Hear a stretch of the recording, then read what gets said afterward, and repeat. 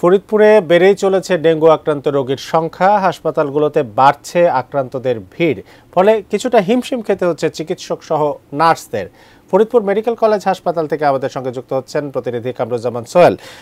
সোহেল, আপনি জানেন যে আসলে সংখ্যা তো আসলে বাড়ছে, আক্রান্ত রোগীর সংখ্যা।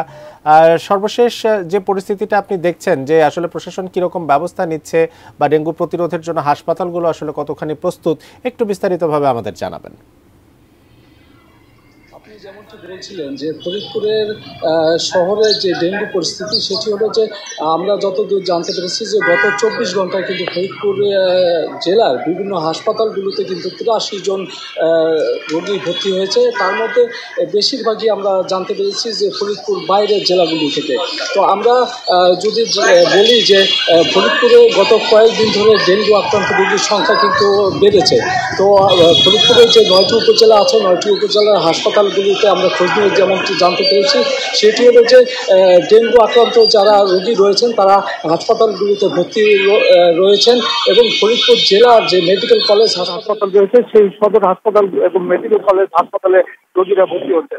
তো বিশেষ করে ফরিদপুরের বাইরে থেকে কিন্তু বেশি সংখ্যক রোগী আসছেন বলে আমাদের হাসপাতাল কর্তৃপক্ষ জানিয়েছেন।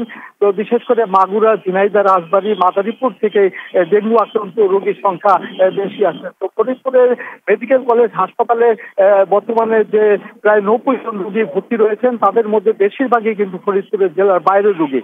তো আমরা যতদূর জানতে পেরেছি যে সেখানকার যে রোগীরা রয়েছেন তারা চিকিৎসা সেবা ঠিক মতোই পাচ্ছেন, এমনকি আমরা জানতে পেরেছি। তবে চিকিৎসকরা যেটি বলছেন যে ডেঙ্গু আক্রান্ত রোগীর সংখ্যা যেহেতু দিনকে দিন বাড়ছে, সেজন্য তাদের চিকিৎসা দিতে গিয়ে কিন্তু একটু হিমশিম খেতে হচ্ছে। তো আরেকটি বিষয় জানিয়ে রাখি যে ফরিদপুরের যে সার্বিক বর্তমানে ডেঙ্গুর অবস্থা, সেটি হলো যে দিনকে দিন কিন্তু ডেঙ্গু রোগীর সংখ্যা বেড়ে চলছে। তো আমরা যেমনটি আমাদের পৌরবাসী যারা রয়েছেন তাদের সাথে কথা বলে আমরা যেমনটি জানতে পেরেছি, তারা বলছেন যে পৌরসভা কর্তৃপক্ষের যে উদাসীনতা, এই উদাসীনতার কারণে কিন্তু ডেঙ্গু আক্রান্ত। তারা বলছেন যে মশক নিধনের জন্য পৌরসভা তেমন কার্যকর কোনো ব্যবস্থা নিচ্ছেন না। তাছাড়া ডেঙ্গু আক্রান্ত যে রোগীরা রয়েছেন সেই রোগীদের যে চিকিৎসার জন্য যা করণীয় তা কিন্তু তারা করছেন না। তাছাড়া প্রচারণাও কিন্তু একদম নেই, যার কারণে শহরে ডেঙ্গু আক্রান্ত রোগীর সংখ্যা বাড়ছে এবং একটি ভীতিকর অবস্থার মধ্যে কিন্তু পৌরবাসী আতঙ্কের মধ্যেও দিন কাটাচ্ছে।